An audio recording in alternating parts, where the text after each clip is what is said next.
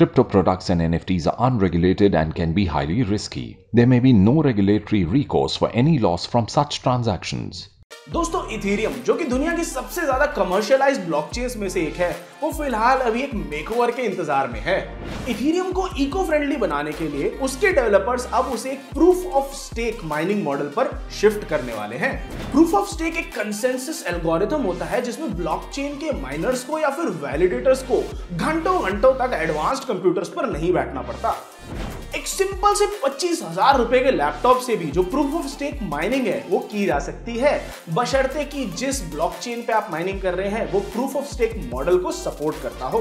क्योंकि proof of stake mining करने के लिए हाई फाई इलेक्ट्रिसिटी पी जाने वाला इक्विपमेंट नहीं लगता, इसलिए उसका जो कार्बन फुटप्रिंट होता है वो प्रूफ ऑफ वर्क माइनिंग जो कि बिटकॉइन जैसी ब्लॉकचेन इस्तेमाल करती हैं उससे काफी हद तक बढ़िया होता है।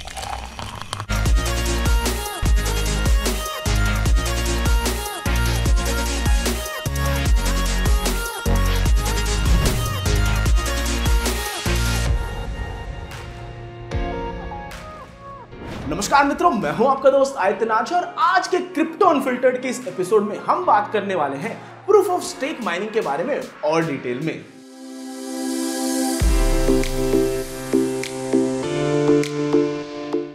आज की डेट में एस्टिमेट किया जाता है कि दुनिया भर में कम से कम 1000 ब्लॉकचेन नेटवर्क्स तो भाई बन चुके हैं।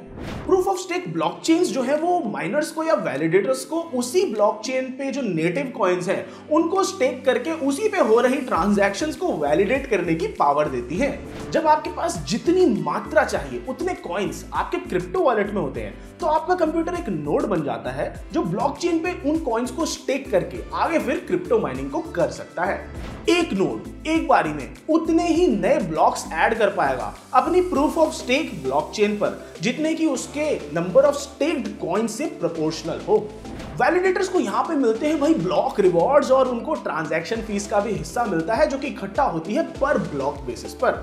जहां बिटकॉइन अपने हाई पावर कंज्यूमिंग और high maintenance proof of work model की वजह से बदनाम हुआ पड़ा है, वहीं कई ब्लॉकचेन्स जैसे कि Tezos, Avalanche, Cardano, Polygon, Solana और पोल्काडॉट ग्रीन ब्लॉकचेन्स के टैग से अब इंडस्ट्रियल प्रेफरेंस बन रही हैं। Price Waterhouse Coopers advisory SAS द्वारा पब्लिश्ड एक रिपोर्ट जो कि पिछले दिसंबर में आई थी, उसके अनुसार तेजोस के ब्लॉकचेन पर कुल 50 मिलियन ट्रांजैक्शन हुए भाई, और उसका टोटल जो एनर्जी फुटप्रिंट था वो केवल 17 वर्ल्ड सिटीजन्स के बराबर था।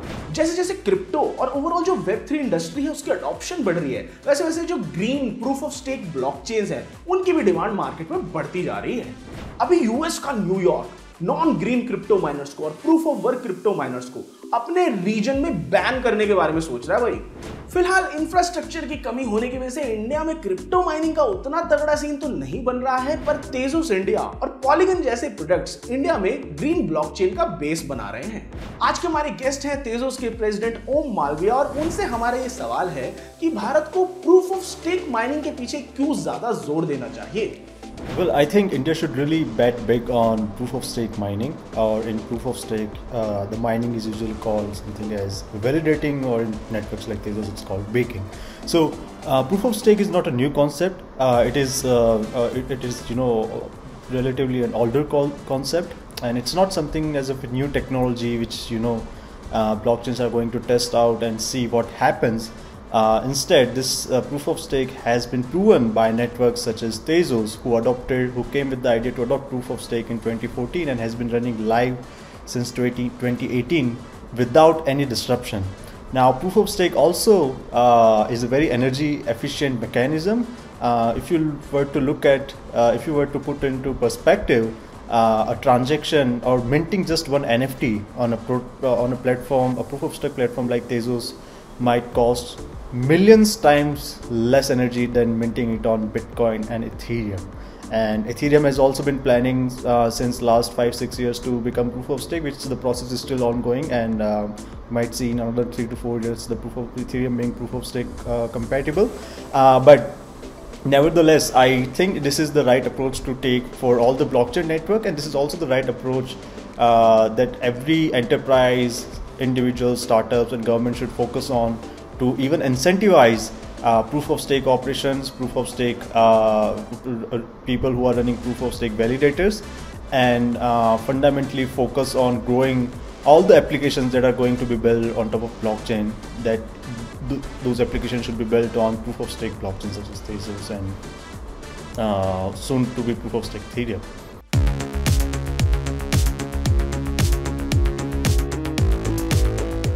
आइए देखते हैं कुछ अन्य महत्वपूर्ण बदलावों की ओर जिनसे क्रिप्टो की जगत पर काफी प्रभाव पड़ा है पिछले कुछ दिनों में। पिछले कुछ दिनों में क्रिप्टो की मार्केट लो होने के बावजूद जो इंडस्ट्री है उसने काफी ज्यादा इन्वेस्टमेंट बटोरा। बाइनेंस के 2x ऑफिशियल्स ने $100 मिलियन का एक फंड ओपन किया जो कि वो मेटावर्स में और क्रिप्टो अडॉप्शन प्रोजेक्ट्स के अंदर लगाना चाह रहे हैं। डैपर लैब्स और ड्रैगनफ्लाई कैपिटल जैसी फर्म्स ने भी $725 मिलियन और $600 मिलियन पैसा क्रिप्टो इंडस्ट्री में लगा दिया भाई। दोस्तों, एक तरफ जहां क्रिप्टो इंडस्ट्री में इन्वेस्टमेंट्स की वर्षा हो रही है, दूसरी तरफ वहीं इंडिया अपने क्रिप्टो रूल्स के और करीब जा रहा है। इंडिया का central board of direct taxes CBDT 1 जुलाई को पहले एक FAQs की लिस्ट रिलीज करने वाला है जिससे लोगों को क्रिप्टो टैक्सेस और शायद वर्चुअल एसेट्स के क्लासिफिकेशंस में भी थोड़ी बहुत क्लैरिटी मिलेगी। दोस्तों, एक्सपर्ट्स का ऐसा मानना है कि फिलहाल चल रहे ग्लोबल इकोनॉमिक स्लोडाउन की वजह से इन्वेस्टर्स में लो रिस्क एपेटाइट चल रही है, जिसकी वजह से ओवरऑल क्रिप्टो सेक्टर थोड़े प्रेशर में है, जो सेंटिमेंट थोड़े दिनों में उनका मानना है कि फेड हो जाएगा।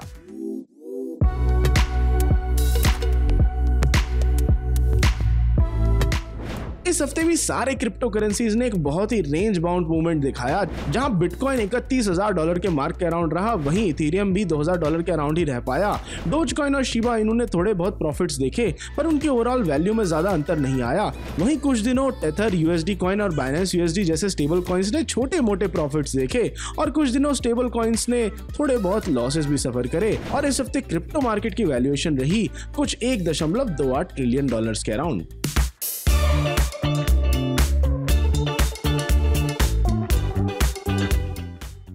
दोस्तों, इस हफ्ते जो मार्केट है वो पिछले 24 घंटों में 0.94% डाउन रही।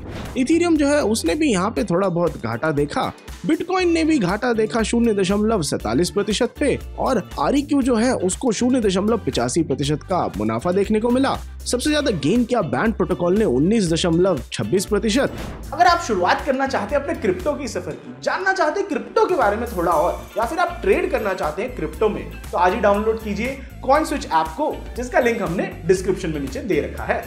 तो दोस्तों, क्रिप्टो अनफिल्टर्ड के एपिसोड के लिए इतना ही। आशा करता हूं आपको सब कुछ समझ में आया होगा और आपको ये बात जरूर समझ में आई होगी कि proof of stake mining proof of work mining से कितनी बेहतर हो सकती है।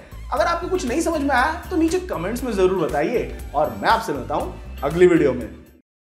Crypto products and NFTs are unregulated and can be highly risky. There may be no regulatory recourse for any loss from such transactions.